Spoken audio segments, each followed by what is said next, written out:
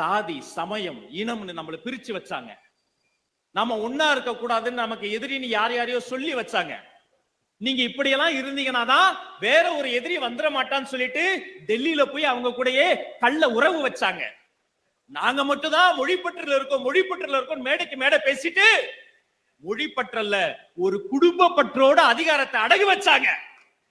என் அன்பு சகோதரர்களே, பக்கத்து வீட்டுல பணம் இருக்கு, எதிர் வீட்டுல வாகனம் இருக்கு, அவங்க கிட்ட அது இருக்கு, இவங்க கிட்ட இது இருக்குன்னு சிந்திக்க கூடிய நாம் ஏன் தமிழ்நாட்டு அதிகாரம் ஒரே ஒரு குடும்பத்துக்கிட்ட சிறைப்பட்டு இருக்குன்னு யோசிக்கணும்.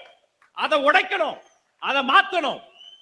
இந்த சிறந்த கொள்கையை வென்றெடுப்பதற்கு யார் வேணும்? யாருடைய பெயரை சொன்னால் தமிழ்நாட்டு தெருக்களில் புழுதி பறந்து புயல் வீசுமோ? யாருடைய பெயரை கேட்டால்